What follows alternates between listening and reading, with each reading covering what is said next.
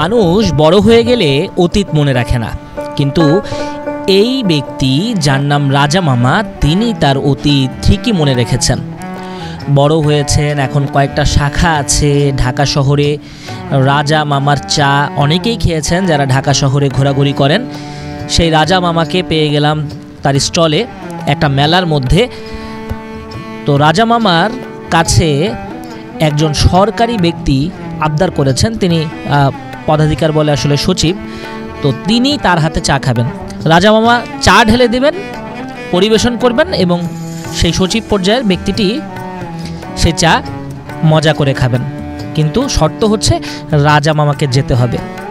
তো স্টল থেকে রাজা মামাকে তিনি ডেকে নিয়ে গেলেন। রাজা মামার ভালো করে লুঙ্গির কাছা শক্ত করে বেঁধে নিলেন, কারণ একটু দূরে যেতে হবে, হাঁটতে হবে স্টল থেকে আরেক স্টলে। তো এখান থেকে আসলে যেটা শিখতে পারি যে এই লোকটা কিন্তু একটা সময় যখন বিজনেস শুরু করেছেন তখন একা ছিলেন, এখন তার অনেক কর্মী, এবং আমি দেখেছি যে শত শত কর্মী আছে রাজা মামার। ঢাকা শহরে তার বেশ কটি স্টল আছে এবং তিনি চা বেচে সফল। তার চাটা যেটা ন্যূনতম শুরু হয় সেটা 50 টাকা থেকে আমি খেয়েছি এবং খুবই ভালো লাগার বিষয়। রাজা মামা খুব দ্রুততার সঙ্গে আসলে যাচ্ছেন, যেহেতু তার ডাক পড়েছে, তাকে যেতে হবে এবং গিয়ে চা পরিবেশন করবেন এবং বিলটা নিয়ে চলে আসবেন।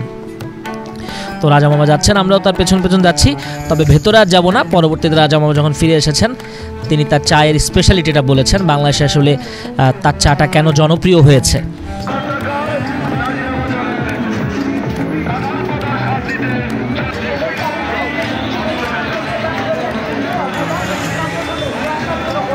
বাংলাদেশে যে চাটা তৈরি করে এটা দেখবেন অল্প পরিমাণ ভাগ দুধ রয়েছে আর বেশি পরিমাণ ভাগ পানির লিকার রয়েছে, যার কারণে চাটা পাতলা হয়। মানে আপনারটা ভালো লাগে পুরোপুরি দুধের উপর পাতি দেওয়া। আপনারা দেখেন ইন্ডিয়া বিভিন্ন রাষ্ট্রে চাগুলেন তৈরি করে যে এরকম দুধ ডালছে আর পাতি ডালছে, আমরাও ঠিক ওইভাবেই প্রসেস করি। আপনারা দেখেন যে ওখানে ডেকসি ভরা দুধে আর পাতি একসাথে মিক্স করা।